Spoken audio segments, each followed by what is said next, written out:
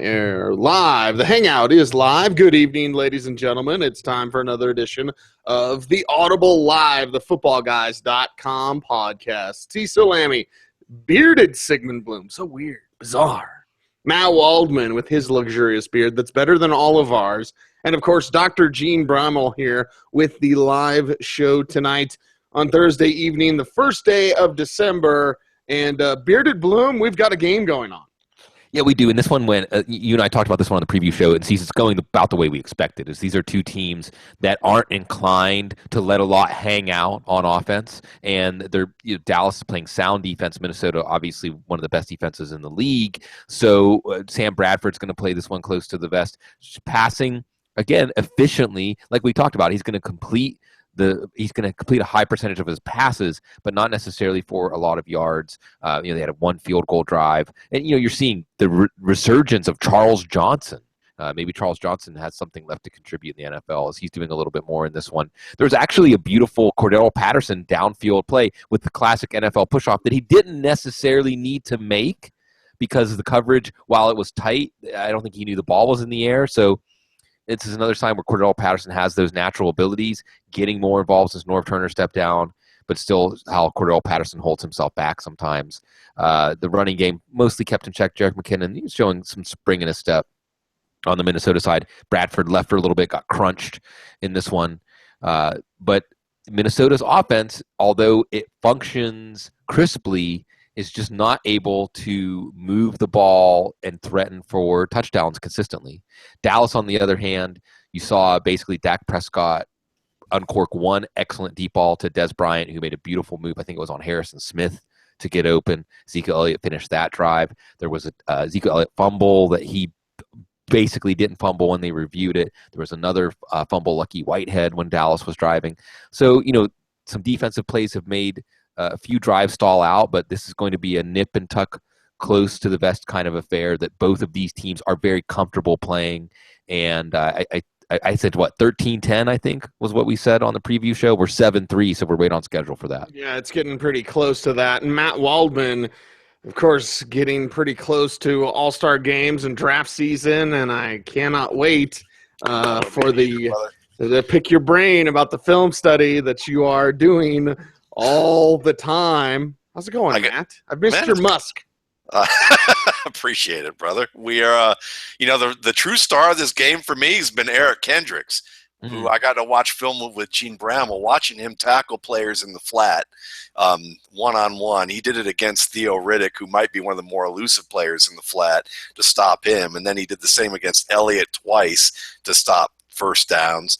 And then he recovers a fumble as man on the spot.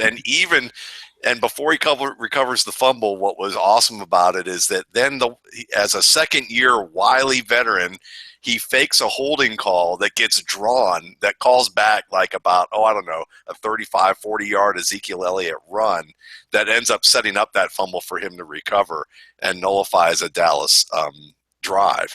And it's just like seeing a series of that is pretty awesome. So, I'm having fun watching defensive football as much as I'm having fun watching offensive football. And Dr. Gene Bramall is here as well. Dr. Gene, are you ready for the barrage of questions? I'm just happy that I got a couple of bye weeks earlier this month because the last couple of weeks have been nuts, which is not the way we like it. No, it's quiet. We don't need injuries. Fewer injuries.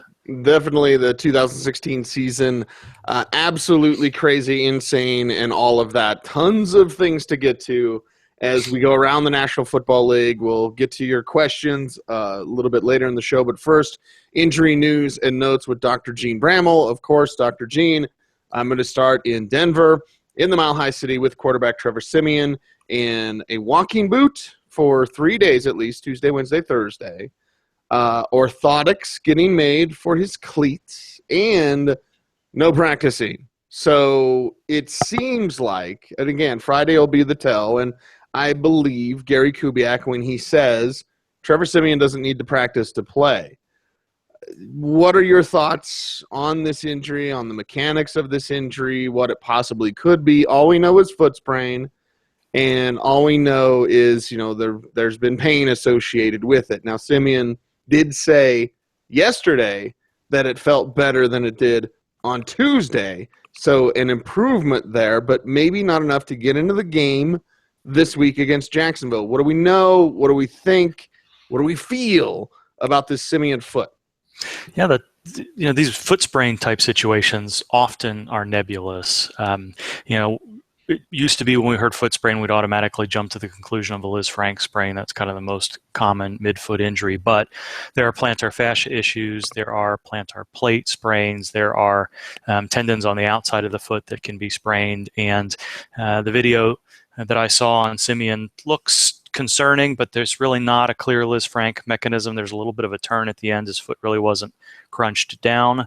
But whenever you hear midfoot sprain and walking boot through midweek, there's reason for concern. And yes, we've seen situations in the past where players have been in a boot toward the end of the week, mostly for mobilization and healing.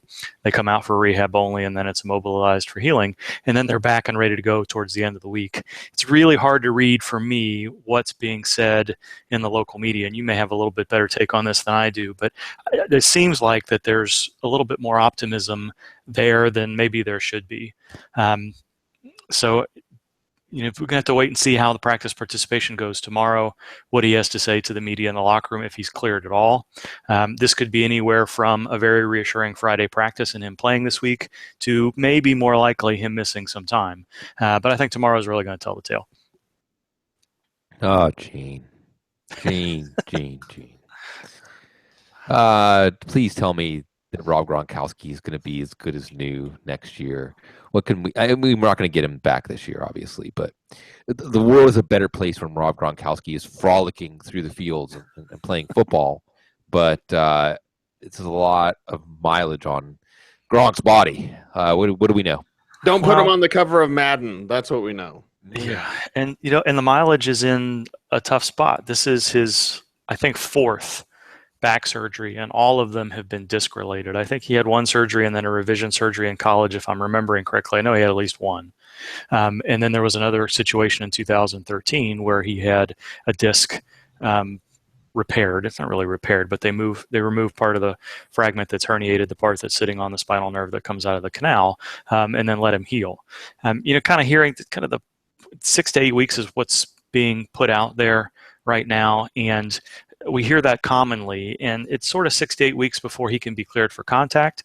But as we saw with J.J. Watt, as we've seen with lots of other players, including Gronkowski in 2013, when it took him 4 months to come back from an off-season surgery, really wasn't ready to go until October.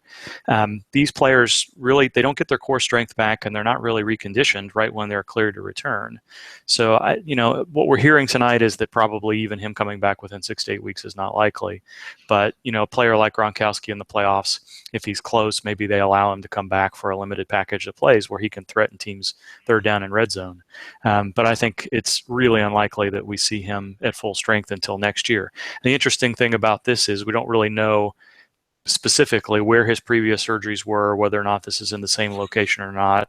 Does he have multiple levels of degenerative change at this point? Is he on the verge of potentially needing a fusion because he's got 1 or 2 levels close together that are going to progress over time? These are situations where you wonder if career is going to be shortened at this point. It's kind of a little bit too early to speculate on those things specifically, but it's not too early to at least ask the question at his age and with his injury history. So I think we'll get a little bit more information tomorrow after the procedure is done, hopefully, or we not get anything until the end of the playoffs or even into the off season. But I don't think I can promise you that we're going to get Gronk back as he once was even next year. I don't think that it's, we're not talking deep concern like we were with patellar tendon surgery with Jimmy Graham a couple years ago. Can I just interject here really quickly? Yeah. How crazy is it that coming out of this year, Jimmy Graham might have a brighter dynasty outlook than Rob Gronkowski? Yeah. I mean, how could you got anybody to even say there was a 0.1% chance of that 6 months ago? Well, I mean, Jimmy Graham's a good player, but yeah, there's, we're seeing some unprecedented recoveries in patellar tendon surgery now, from Morris Claiborne to Victor Cruz, who, there's multiple issues, and he's 2.5 years older than when he suffered the injury to begin with anyway, and now Jimmy Graham. So, it's hard to find a surgery now where we want to write players off. So it's more chronicity of injury and severity of injury, and you worry about Teddy Bridgewater, you worry about Derek Newton because he had two patellar and that sort of stuff. So there's going to be still players where Jalen Smith and nerve injuries that you're worried about. But yeah, it's pretty amazing that Jimmy Graham is as productive as he's been, and now we're thinking again like we were a couple of years ago that those guys are neck and neck, if not Graham ahead of him. Cecil, I think we need to have a drop of Gene saying nebulous. The example, to the question of, have all these pelvic thrusts from Rob Gronkowski caused any of these back issues? That's nebulous. Speaking of nebulous, let's talk a little bit about Sammy Watkins. Watching him against Jalen Ramsey this week, the first couple of routes, it looked like he was testing out that foot.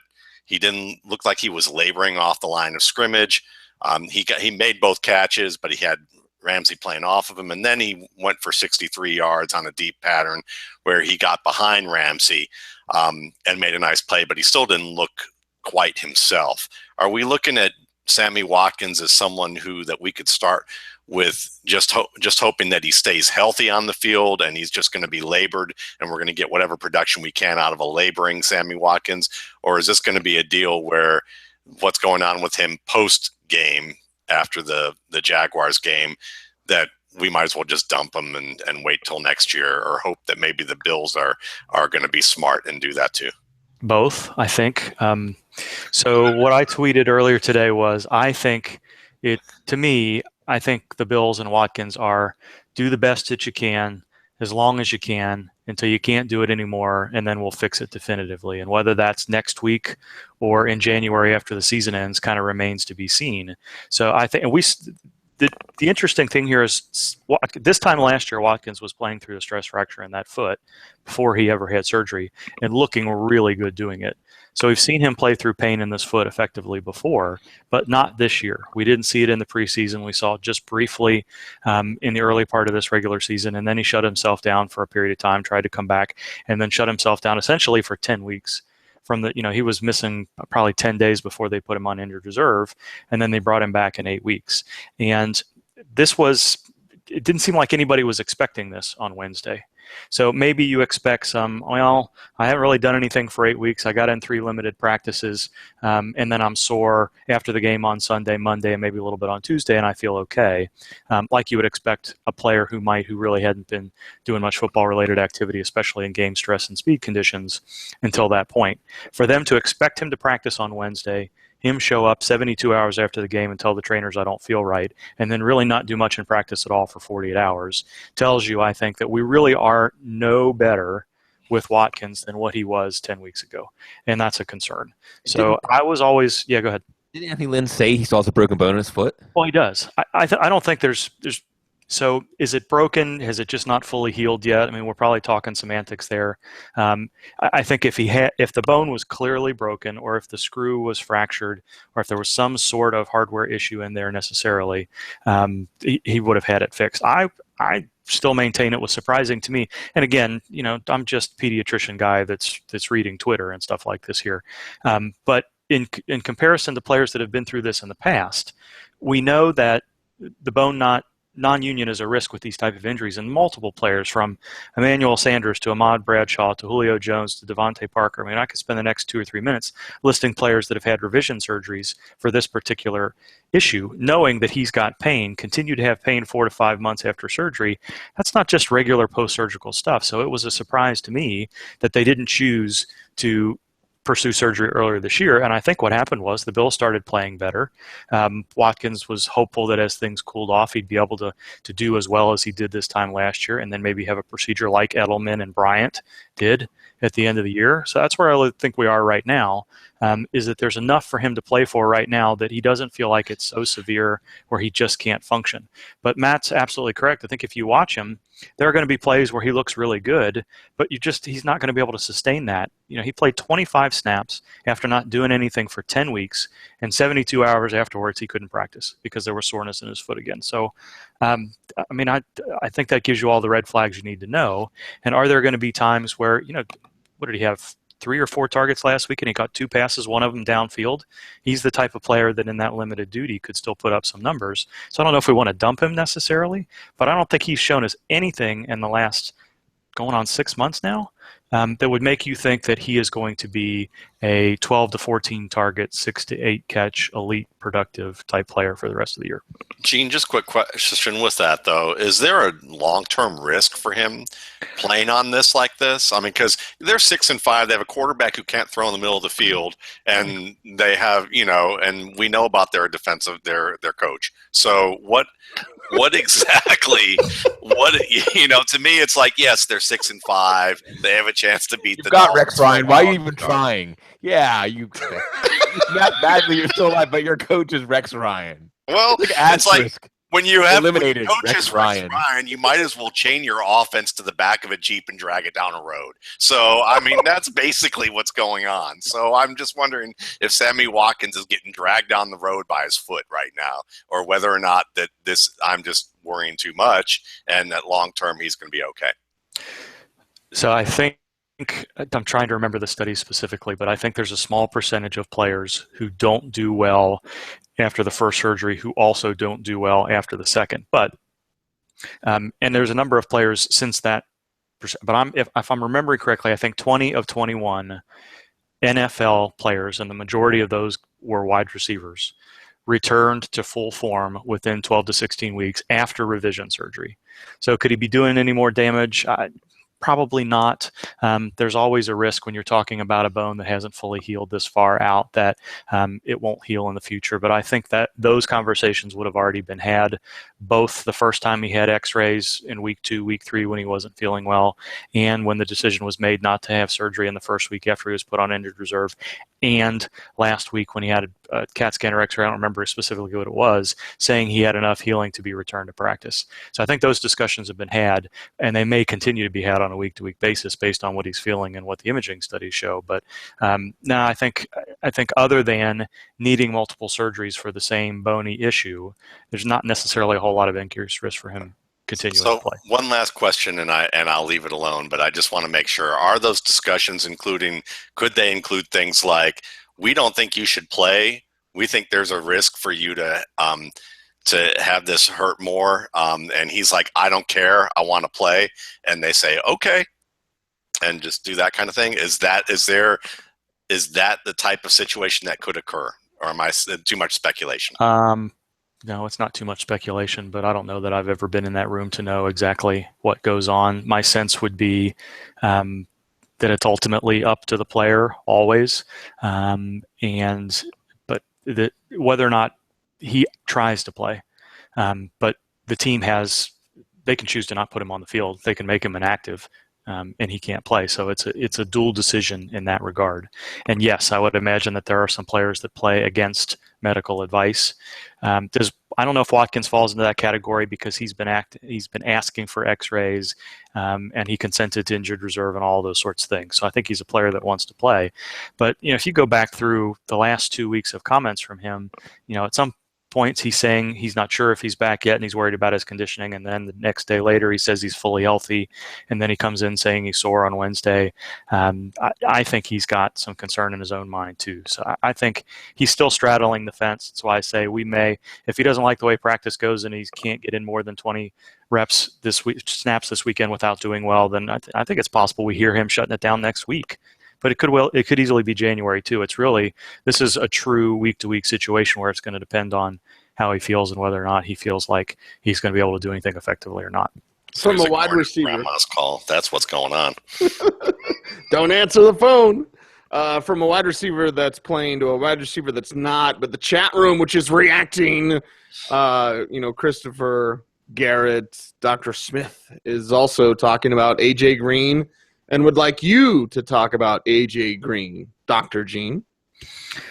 Yeah, he's rehabbing on the side field, not really doing anything in view of the local beat writers at this point, but them clearing him to at least start to do a little bit of light running suggest that this may be closer to a 4-week injury than a 6+ week injury, which makes all the difference for fantasy folks when you're talking about could he potentially be ready to give you a little bit of production in week 15 rather than that 16, 17, again, Matt, nebulous area where we're not really sure what he's going to do.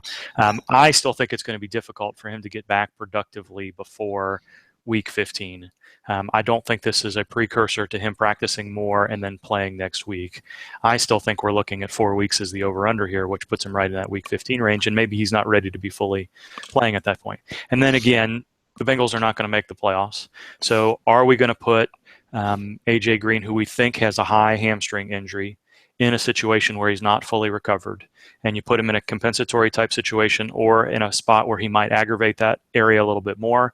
And we're not talking about the middle of the belly muscle there. We're talking about a little bit higher than the belly of that hamstring muscle, where there's a higher risk of scarring potentially and a little bit longer term issue. So I don't think A.J. Green goes back on the field until he's really close to 100%.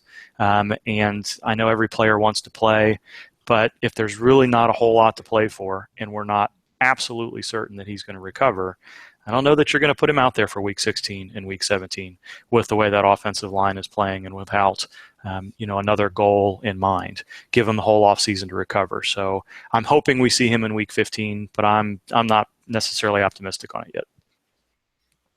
Gene, 2 weeks ago on this very show, we all got to witness a real-time blooming as Mark Ingram burst through the line and ended the play with a concussion after I said, wow, Ingram looks great tonight.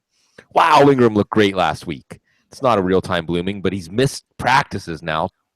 Wednesday, Thursday practices with a toe. And as always, we have to split this question. There's the will he or won't he play outlook. But if he does play, knowing the way they've handled him, knowing his history, is this a Tim Hightower week, basically, regardless of Mark Ingram's playing status? Well, we don't like toe injuries in running backs. We don't like toe injuries that keep running backs out of practice for multiple days during the primary game planning portion of the week. So I think tomorrow really gives us clarity on this. If he's limited or worse, then I think it's hard to see him be more than limited if he plays at all this weekend.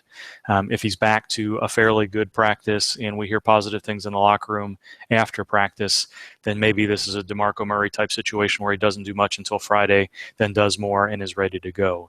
So tomorrow is going to really tell the tale here. I think everybody was sort of surprised with today's practice participation. We see lots of guys sit out on Wednesday and not do much. Again, Murray being an example recently, and then come back and do more as the week progresses, and that's not what Ingram has done.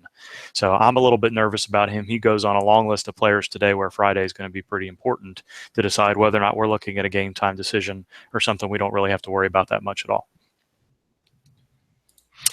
Gene, tell us a little bit about Terrell Williams. What's going on there? Is he going to be a safe play for the fantasy playoffs? What are we going to be looking for from him over the next few weeks to make those decisions? We'll know this week. I think we'll know where Williams stands. So it doesn't seem to be a whole lot of concern in San Diego. Williams was interviewed today, and he says, I feel fine. I don't have that much pain. I just landed on it wrong. And we've seen the Chargers really limit their vital offensive pieces in practice until the end of the week. So we could easily see him return to a full practice tomorrow, maybe not even be listed on the injury report. But the deal with these labral injuries is depending on where the labral tear is and how large it is, how much of the labrum it encompasses, you have a risk for an unstable shoulder joint and the potential for a dislocation. And when that happens, sometimes that can come with additional injuries and lead to some instability over the longer term. And this is a shoulder that he's already had repaired once.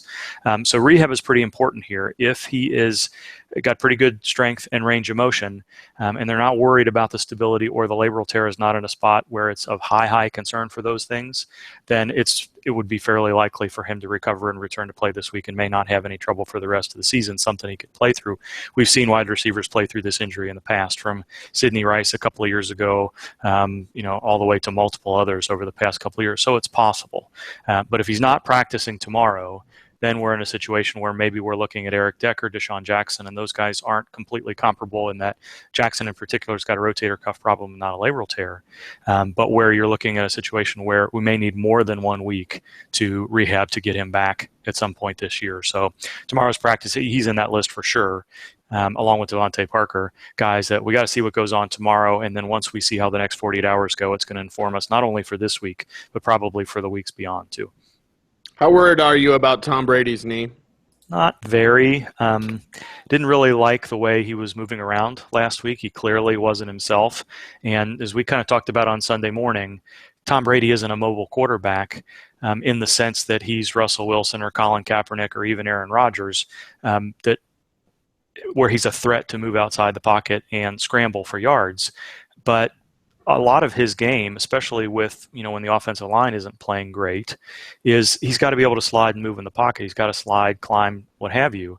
And if one of his legs isn't feeling good enough to do that quickly, and it's clearly not, it can affect his play, and it can also affect his accuracy downfield. And we saw some of that stuff last week. So I'm not worried that he's not going to be able to play, but I think there are some mobility and accuracy issues that could creep into his game over the next couple of weeks until he starts feeling better. Last, the big one here, or not the last, but I mean, certainly the biggest name after what happened on Thanksgiving, Jordan Reed. And again, we have the will he play or won't he play level, but then we have the, okay, great, he's active. Does that mean you should play him? It is tight end. So chances are you're not going to have a better option. But what do you got on Reed this week? So I'm fairly convinced he's not going to play. He's got a grade 3 shoulder separation, which means it doesn't mean this in every grade 3 situation. It means that there's a ligament that's completely torn, and a grade 3 shoulder separation means that all 3 ligaments in that collarbone shoulder blade joint are torn.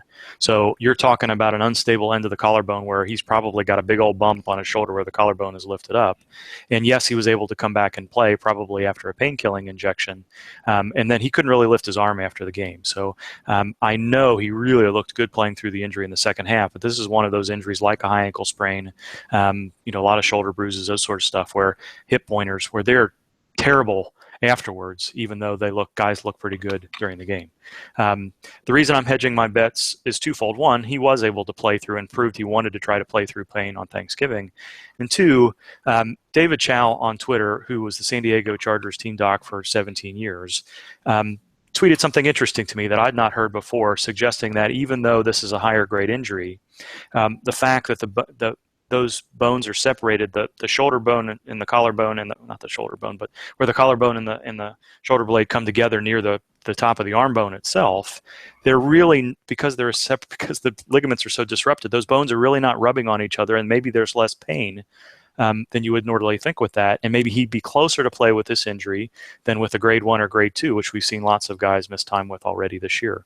I'd not heard that before, so that's interesting to me. So I guess that means it's possible that he could get enough strength and range of motion and be able to have some pain management on Sunday to where he'd be able to play. But we see so many grade 2 shoulder sprains miss multiple weeks.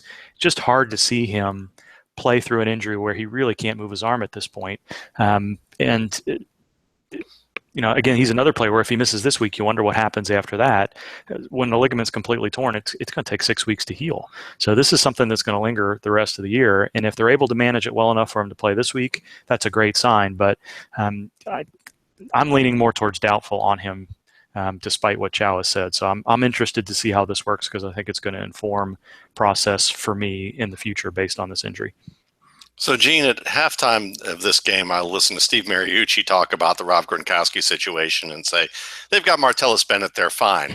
Yeah. And I was watching that game and basically Instagramming Martellus Bennett on the backside blocking because, of course, he's not feeling all that well. And he couldn't even plant his right foot when he was blocking someone after he aggravated that high ankle sprain for how many times now in the past 7 weeks? I don't know. Well, it was week 1, wasn't it? I think when he suffered the injury initially, I'm pretty sure it was sometime during week 1 before he came back in and caught a couple of touchdown passes. Maybe it was week 2, and I'm confused. But it's been since the beginning of the year. And you're right. I think you can probably pick out at least one and probably multiple plays, some of them more severe than others, where he seems like he's tweaked it seemingly every week. And he continues to tell people, I'm just going to play through it. And he's clearly not right. He's not as mobile as he usually is, and he's not able to do as much as he has in the past. And I think it was you that told me that he injured his foot last week on an end around. Yeah, So, they ran Josh McDaniel ran him on an end around. And you said to me he's got like 6 other options he could have run an end around to, especially for somebody that's not very mobile. It's not just that. Gronk already went out. Right. Honestly, I think he's probably more likely to get rolled up on blocking than he is outrunning patterns and catching passes and being tackled to the ground. Both of those things are a risk, but I can remember at least 2 occasions where I've seen him tweak this injury while blocking. So, I just don't think they're in a position where if he feels like he can play, they may need to shut him down for 2 or 3 weeks to really let this heal so that he's not at risk of, continuing to tweak it and aggravate it significantly. But they gave him a couple of weeks through the bye week, and it didn't seem to make much difference. He's just in a position in a spot where it's really tough to brace and tape that. It's going to be a problem for the rest of the year for him. Well, Dr. Gene, before we let you out of here, I did promise Bloom a wardrobe malfunction. So this one's for Dr. Gene. All right. There you go. We'll be there pretty soon. Dr. Gene, follow him on Twitter at Gene Bramall. If you can't spell it, what the hell are you doing on the internet? I know what you're looking at. Anyway, follow us on Twitter. Dr. Gene, be good. You are the man. Saucy Q forever. Yes, Saucy Q for life. All right, let's move into the news section. But first, Bloom, a game update. Yeah, we saw here excellent strip sack. Well, they get credit for the sack. It was Brian Robertson who was held twice by Gavin Escobar. Everyone knows you draft Gavin Escobar as a blocker. Gavin Escobar with 2 pretty egregious holds on. This is like Senior Bowl stuff. This is like football geek humor. But 2 pretty egregious holds on Robertson, and then I think the play after one of them, Robertson, Dak Prescott. And hey, one of the things we can say about Dak Prescott is really cool, calm in the pocket. And maybe just a little bit too cool and calm, as his clock didn't really tell him that Brian Robertson or any pass rusher from his blind side was going to be closing in on him, and he didn't sense him coming for the balls. He was about to release it. Minnesota gets a recovery here after Minnesota had a nice drive, getting another field goal, 7-6 right now. But, again, what you're seeing here is, and what's interesting is, hey, Minnesota playing this way against, and actually Minnesota just gets the field goal to go ahead 9-7 here.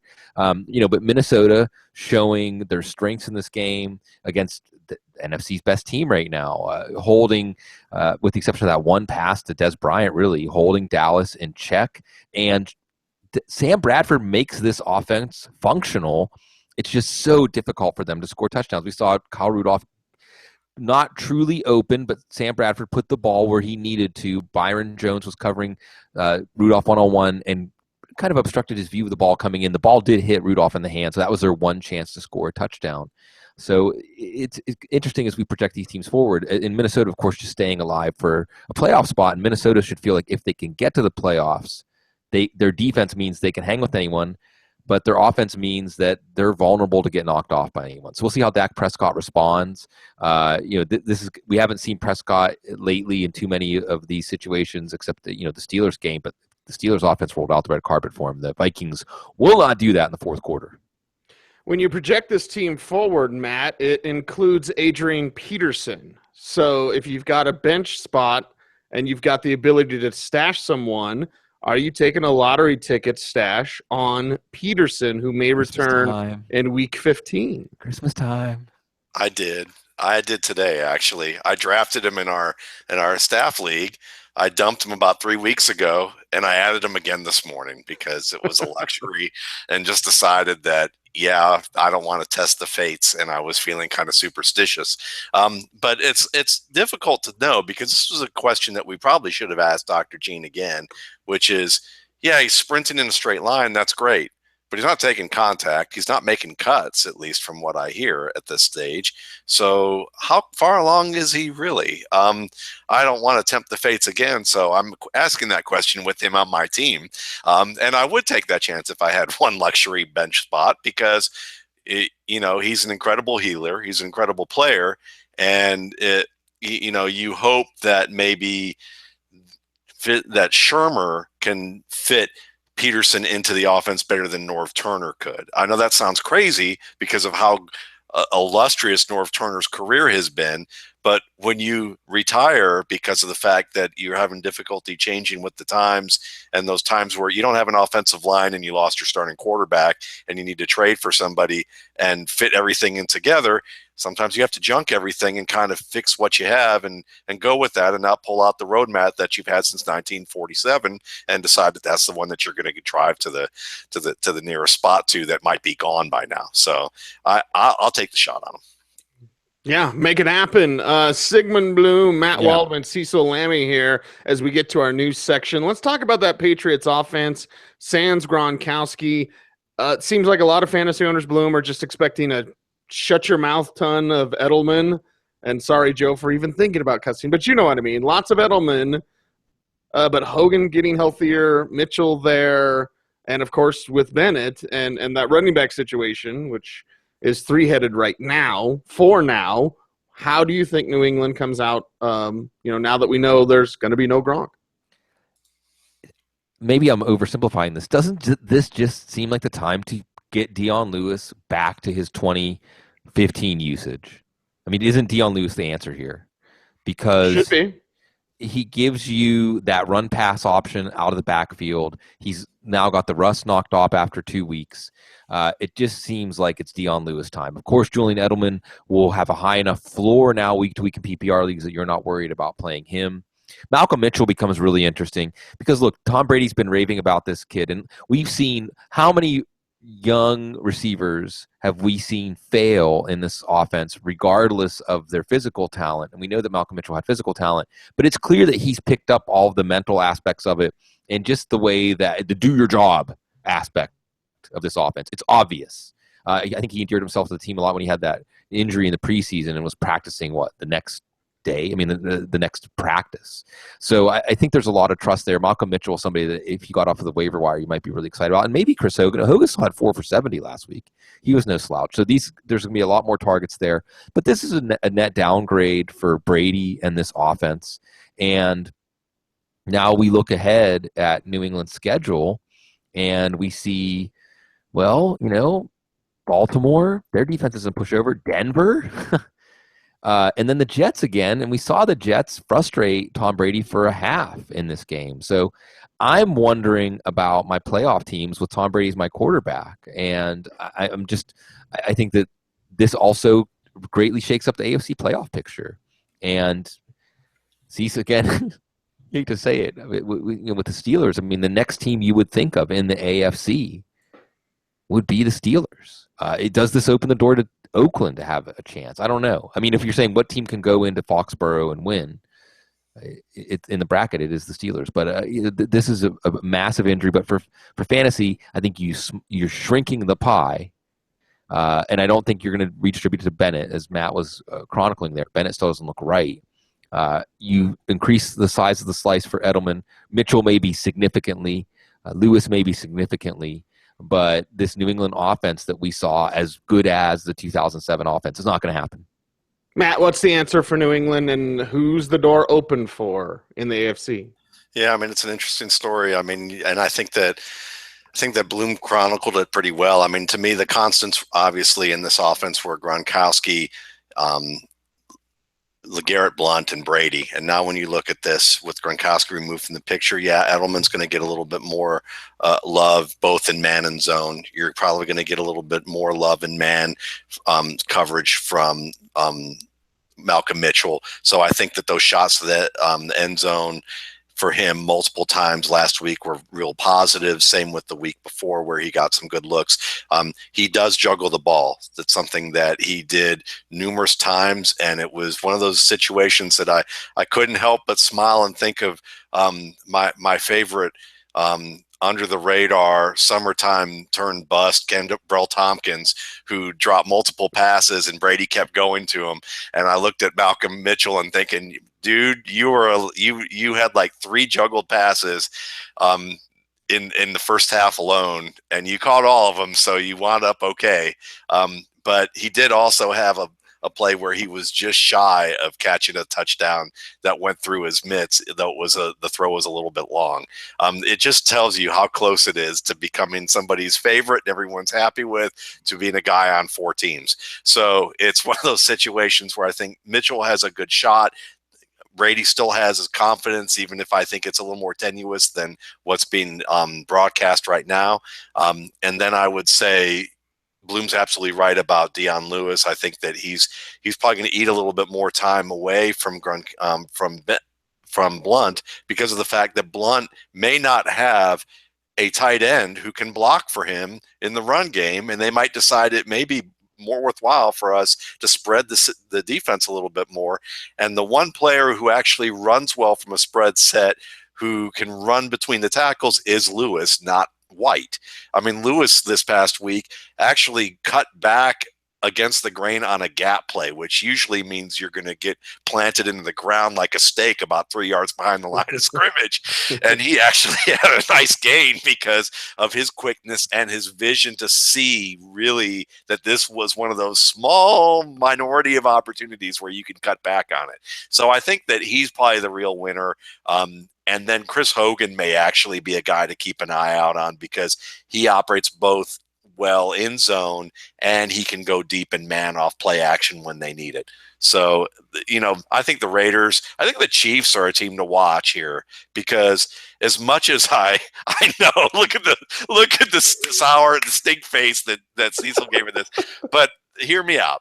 I know that, listen, ultimately the Chiefs aren't the team that's going to get to the Super Bowl. I just don't see that happening. But I think they could win a playoff game, maybe even make it close in that second or third playoff game, depending if they get a wild card or not. But I think the defense is the attacking unit of that defense. If they get Dee Ford back and have Justin Houston and can rotate with Tamba Hali and that aggressive secondary that gives up big plays like nobody's business, but if you can get to the quarterback enough and do it quick enough with the players that they did, not everyone's mobile enough in the pocket like Trevor Siemian even is, to be able to get away from people. I mean, Trevor Siemian played great football on Sunday night, I thought, as a guy, and yeah, give me that face again, in terms of being able to avoid pressure in some really difficult situations and come back from, he didn't go into a shell after Houston had a field day on him. So I like the combination of the run game. I like the combination of what Tyreek Hill has to offer. If Macklin can come back healthy, this might be a surprising team in the playoffs. You just rope-a-dope KC. That's the way I feel about the Chiefs, is like you don't get a big enough lead, so they don't ever think they need to fire it up, and like, we'll just go 3 and out and punt it back to you. So you kind of rope-a-dope. Who do you hate more than the Chiefs? The Ravens. The Chiefs or the Raiders? The Ravens. The Ravens. Okay. Yeah. I've often said that if your hated Steelers and our beloved Steelers only win 2 games a year, if they're against Baltimore, I don't care. 6 rings. So I don't care. I just want to beat Baltimore 2 times a year. So yes. But KC fans probably despise me more than Baltimore fans. Anyway, I did want to ask about Oakland, Matt, because as we get towards the fantasy playoffs here in this final run of important divisional games, including one that shouldn't be on your fantasy schedule, but the last game of the year against Denver. But I'm thinking about Oakland and what they can do a little bit differently or a little bit better. Now, this is nothing against Cooper or Crabtree. You're going to feed those guys constantly. Seth Roberts stopped dropping some passes. That's something, especially in the red zone, they like to feed him down there. I'm thinking the answer could be a little more Clive Walford going forward to help spark that team. And, it could make some adjustments there for what the Raiders do through the air. Obviously, Jalen Richard is a receiver. We've seen some changes with DeAndre Washington as that healthy scratch in favor of Jones, with Latavius Murray there as their lead back. Does Oakland have something else to show? Because I feel that for the teams that want to make a deep postseason run, especially when you get to this time of year or actually into the playoffs, you have to have that something different or something that you've been working on that now you can debut? We've been praising Jack Del Rio all season long. Well, actually, the first couple of weeks we're making fun of him. Nobody's making fun of the Raiders now. Is there another gear, Matt, with that team?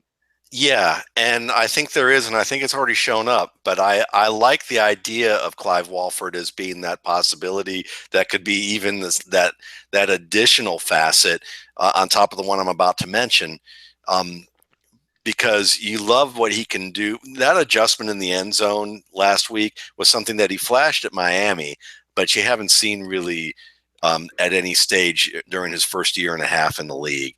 And so it's nice to see that Carr's trusting him enough to target him in that fashion, but it's just the very beginning. And you wonder if he's not getting enough looks because maybe, and I'm speculating totally here, but maybe it's because he and Carr aren't on the same page with certain types of, adjustments that they need to make at the line of scrimmage, or his ability to handle different types of coverage, and whether or not he knows how to get open in zones in a way that is going to really make him a great weapon.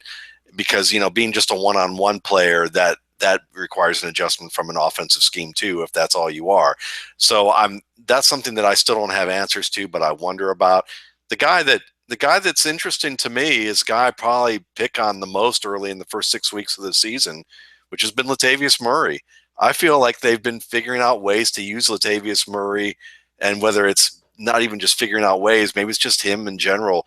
I've seen a little bit more of an efficient style from him on certain runs, where instead of him trying to make, some Kevin Smith-like moves that are like 8 million and one, 8 million one moves to just go in one direction, he's actually doing a little bit more of an efficient job cutting back at the edge of creases and setting them up.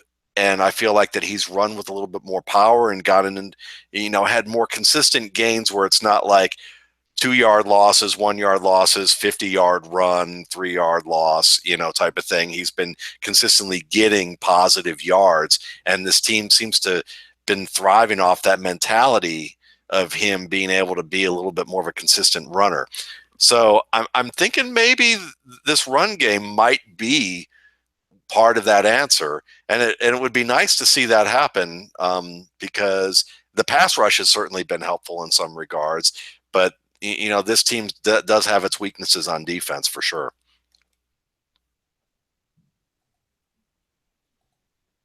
Wait, hello? Hello, Sigmund. Was I supposed to chime in on something?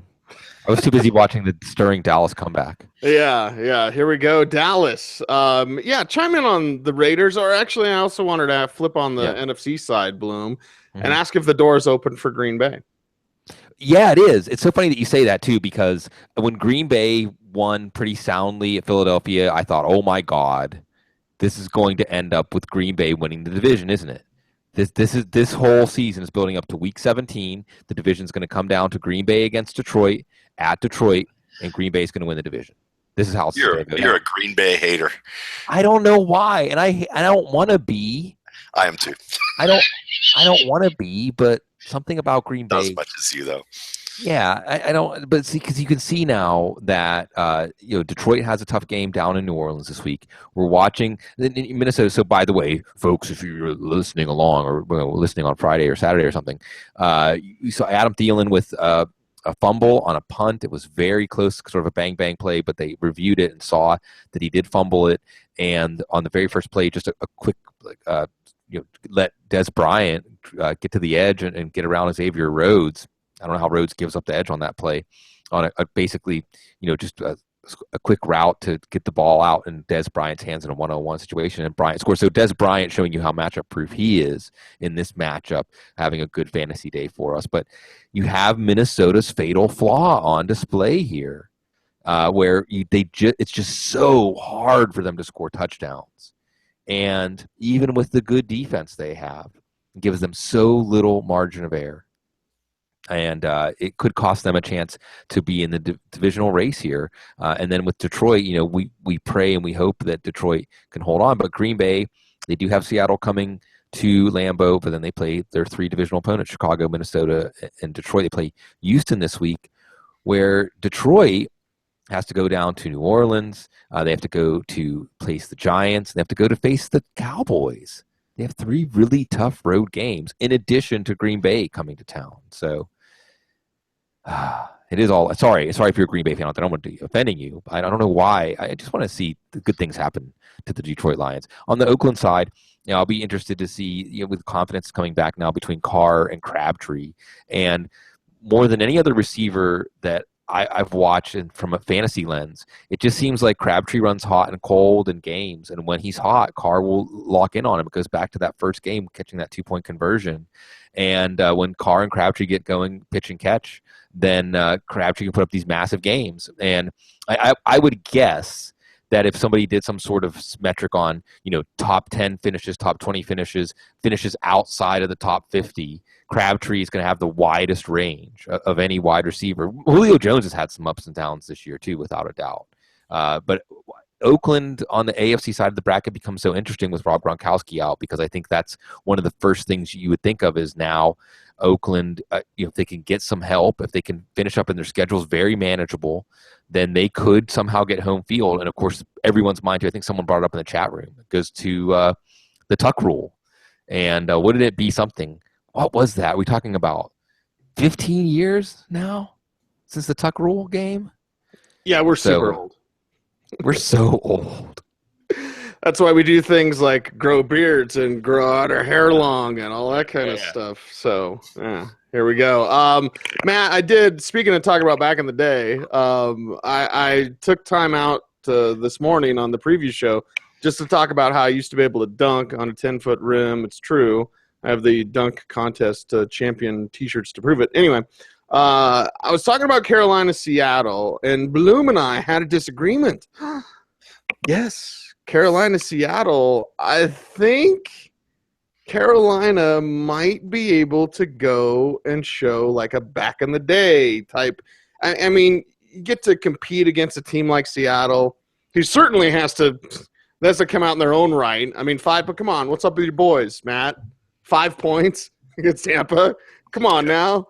So half their defense was missing. And you get back at home, we get the home cooking, get in front of the 12th man, all that kind of stuff. I get that for Seattle this week, but I think that Carolina might have a little more oomph, might have a little more punch. I'm not going to put words in Bloom's mouth. He'll be able to retort in a little bit, but whereas I think maybe it could be a little bit more high scoring. And certainly, even I don't think Vegas has it as very high scoring either. I think Bloom thinks it's going to go more to like Seattle home, probably pound them. I think Carolina might be able to muster something because usually when we get to see Carolina, Seattle, it's a really good game.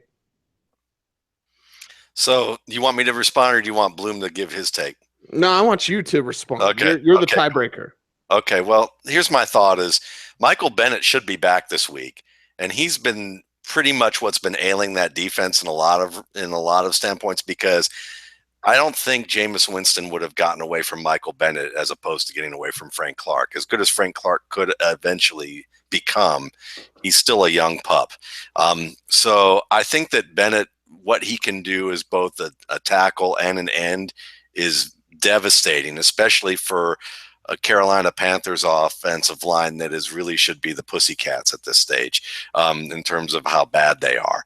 But at the same time, and Earl Thomas will also be back. But at the same time, I can't cast stones at the Carolina Panthers offensive line without talking about the fact that the Seattle Seahawks offensive line features a right tackle who was a basketball player and maybe played like a little bit of football. And I'm talking like, talking about like Ross from the, I don't know his name, Ross from Private Parts, saying that he did some summer stock once when he was an actor. So that's the kind of offensive line that we're talking about for Seattle, which, Tom Cable's looked like he was doing a great job until last week. And then these guys had a regression. The way I look at it is I think this is going to be a close game. I think it's going to be because I think you're right about that. I think that Seattle is probably still trying to figure some things out in terms of its offensive line. And I wonder how healthy Earl Thomas is going to be, and I hope he doesn't play like Earl Bennett, and especially Earl Bennett trying to play as safety. but hopefully Michael Bennett and Earl Thomas are back, and if they are, I think Seattle can keep this game competitive, but I do believe it will be close. I don't think Seattle's going to pound them. Who's covering Greg Olson? Bloom, you're up now. Yeah. Well, look, Michael Bennett's a big name and Earl Thomas is a big name. And I do think that Matt brings up a good point to be hesitant about, which is will they be themselves in this one? But I just have been watching Cam Newton and play to play. He's so inconsistent. Last week, there were basically two deep passes, mainly that allowed them to get back in this game. And otherwise, Newton, he's unlike some of these other defenses. When Newton misses high, they're gonna be on him, and they have the ball hawks in the secondary to make him pay. And I can just see Seattle being kind of a demoralizing place to play for Carolina because they don't have anything to play now for except pride. They did have a nice comeback last week against Oakland. I'll give them that, but it's just a lot to ask. So that's just how I see this game unfolding. That being said, I think you're right that Carolina generally plays Seattle tough. I just think this is a get-right game for Seattle, and I think 2 road games against good teams, good balanced teams, you'll start to see that catch up with Carolina, who's had their flaws exposed. And Ryan Khalil is out for Carolina. Now they're down to their third string center. Justin Britt's going to be back for Seattle. That's going to help. So you look at the directions these two teams are going, and granted, Seattle coming off of that thumping at the hands of Tampa, but I still think you're going to see Seattle get right at home. Yeah, Seattle's not going to fall asleep in this one. By the way, if you're Carolina and you're going to the guy that was behind Gino Gradkowski, you know that it's bad news for you. It's the Audible Live. We are wrapping up, tying a bow on the program, and we certainly appreciate everyone out there for watching, for listening, for subscribing to the Audible, and for checking out footballguys.com because we could not do it without you. Bloom, do you have any final sage-like advice on tonight's show? Well, I always come back to at this time of the year the what can you live with test when you're setting your lineup. And picking when you're looking at players like Jordan Reed and Sammy Watkins and things like that, and having all the information available to you. We will have more information for you on Sunday morning, Matt and Gene and I. And then the other thing that this game I think just really exposes for us is Minnesota, after that great start they had to the season, Sam Bradford, after that second game, we thought, could Bradford be a savior of this team? But Sam Bradford is still Sam Bradford, and his offensive line is still part of the problem too. So, this could be another year saying, but if we just get to see Bradford without anything that he has to overcome, but the NFL is about overcoming. And while the Vikings defense has been a tremendous unit, it's been assembled. Rick Spielman. Well. That was pretty good, though. No, well, and look, I mean, still, they've given up 17 points to Dallas, who's been one of the best offenses in the league all year, and 7 of those points were right off of a turnover. So the defense is doing their job. But if you cannot score touchdowns in the NFL, you are not going very far. So, yeah, I think you're seeing some clarification here that it's Green Bay and Detroit probably, as Minnesota just, we'll look back at this season and it'll really remind us how difficult. And Cease, I think that your Denver Broncos really mess with people's expectations of a team built like this. Well, it is a copycat league, so it's easy to be like, we can be so average and then just play really good D. And, well, you got to score, man. So, Bloom, do it with me. Same as it ever was. Sam Bradford, same as it ever was. Yep. Yeah. First-round pick, but it'll be a mid-first-round pick for Philadelphia. Matt Waldman, final thoughts tonight, brother.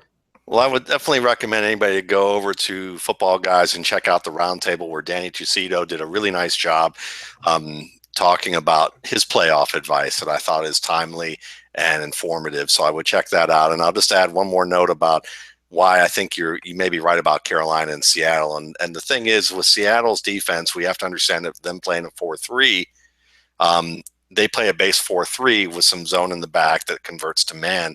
And when you look at the way that this defense is played, what happens is that if you don't have everybody on the same page and, you know, in the back end of the defense, when teams cross receivers across the width of the field and can buy enough time to do so, it's the onus is naturally on this defense to communicate with each other well to see who picks up which player. So if a quarterback can buy enough time and avoid the pass rush, they can find somebody open. And that's generally what happened with last week when you didn't have, you know, Earl Thomas in the game to be able to help communicate that back end. And you didn't have Michael Bennett in the front end to be able to rush the passer well enough to stop someone. Cam Newton, the one thing we know about him very well is that he is an anchor in the pocket, and he will wait till the last second to throw the ball. He is no coward. He is certainly someone who can buy time.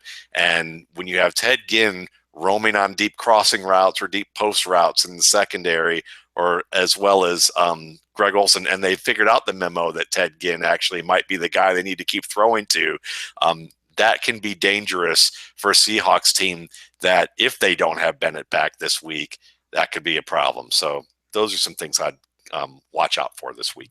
Everyone out there, good luck getting in. Good luck playing spoiler. Good luck just winning in your fantasy league, and of course all your DFS lineups as well. He is Matt Waldman. You follow him on Twitter at Matt Waldman, and of course Sigmund Bloom is at Sigmund Bloom. I'm at Cecil Lammy. The show is at the Audible, and do not forget about Dr. Gene Bramall as well. Appreciate you all. Thank you very much for watching, and as always, stay tuned and stay frosty.